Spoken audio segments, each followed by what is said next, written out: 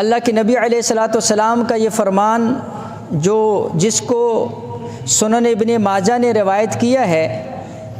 حضرت عبداللہ ابن عمر رضی اللہ تعالیٰ عنہ فرماتے ہیں، اقبل علینا رسول اللہ صلی اللہ علیہ وآلہ وسلم فقال یا معشر المہاجرین، اللہ کے نبی علیہ الصلوۃ والسلام ہماری طرف متوجہ ہوئے اور کہا، اے مہاجرین کی جماعت، خمس اذا ابتلیتم بہن واعوذ باللہ ان تدرکوہن، فرمایا جب تم 5 چیزوں کے اندر مبتلا ہو جاؤ گے، رب کی طرف سے 5 سزائیں تمہیں دی جائیں گی، اور حضور فرماتے ہیں میں رب سے اس چیز کی پناہ طلب کرتا ہوں کہ تم ان چیزوں کے اندر مبتلا ہو جاؤ۔ فرمایا کون کون سی ہیں؟ لم تظہر الفاحشۃ فی قوم قط حتی یعلنوا بها الا فشا فیہم الطاعون والاوجاع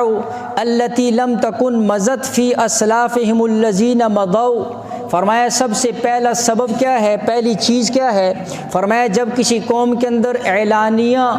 نافرمانی، فحش اور اسی طرح بے حیائی کا ارتکاب شروع ہو جاتا ہے تو اس کے بعد اللہ جل شانہ ان کے اندر طاعون جیسی بیماری پیدا کر دیتا ہے، اللہ اس قوم میں ایسی بیماریاں پیدا کر دیتا ہے جن بیماریوں کا تذکرہ ان کے بڑوں نے کبھی نہیں سنا ہوا تھا۔ اور فرمایا وَلَمْ يَنْقُصُ الْمِكْيَالَ وَالْمِيزَانَ، دوسری چیز جس سے میں رب کی پناہ طلب کرتا ہوں وہ یہ ہے جب تمہارے اندر ناپ تول کی کمی ہو جائے گی، فرمایا إِلَّا أُخِذُ بِالسِّنِينَ، سب سے پہلا کیا ہوگا؟ ناپ تول کی کمی کی وجہ سے رب تمہارے اوپر قحط کو مسلط کر دے گا، وشدت المعونت،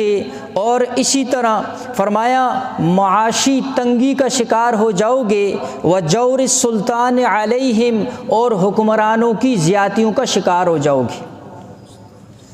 یہ دوسری چیز جو اللہ کے نبی علیہ الصلوۃ والسلام نے بیان فرمائی، اور فرمایا تیسری چیز وَلَمْ يَمْنَعُوا زَكَاةَ أَمْوَالِهِمْ إِلَّا مُنِعُوا الْقَطَرَ مِنَ السَّمَاءِ وَلَوْلَا الْبَهَائِمُ لَمْ يُمْطَرُوا، فرمایا تیسری چیز اگر تم زکوٰۃ کو ترک کر دو گے اللہ آسمان سے بارش کا ایک قطرہ بھی تمہارے اوپر نہیں برسائے گا۔ اور فرمایا وَلَوْلَا الْبَهَائِمُ، اگر یہ جانور نہ ہوتے رب کی طرف سے تم کبھی بھی بارش کا قطرہ نہ چکھ سکتے۔ اس کا مطلب یہ ہوا کہ جانور اس حالت کے اندر رب کو جانوروں پر ترس آ جاتا ہے لیکن انسانوں کے اوپر ترس نہیں آتا۔ اس لیے فرمایا اللہ کے نبی علیہ الصلوۃ والسلام نے اگر جانور نہ ہوتے تو آسمان سے بارش کا ایک قطرہ بھی نہ آتا۔ اور چوتھی چیز فرمایا وَلَمْ يَنْقُضُوا عَهْدَ اللَّهِ وَعَهْدَ رَسُولِهِ إِلَّا سَلَّطَ اللَّهُ عَلَيْهِمْ عَدُوًّا مِّنْ غَيْرِهِمْ،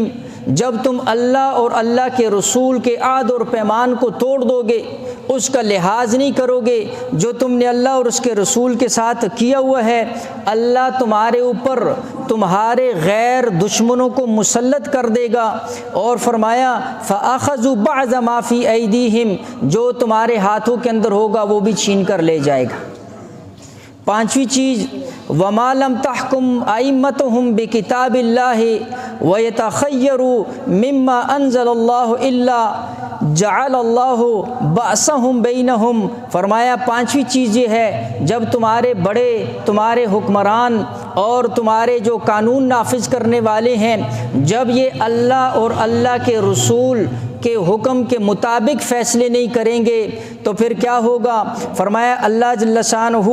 ان لوگوں کے اندر اور تمہارے اندر پھوٹ اور اختلاف کو ڈال دے گا۔ میں نے عرض کیا یہ اسباب اصلیہ میں سے ہیں، اس لیے ہم ظاہری اسباب کو تو دیکھتے ہیں لیکن وہ حقیقی اسباب نہیں دیکھتے جن کی وجہ سے رب کی طرف سے پریشانیاں آتی۔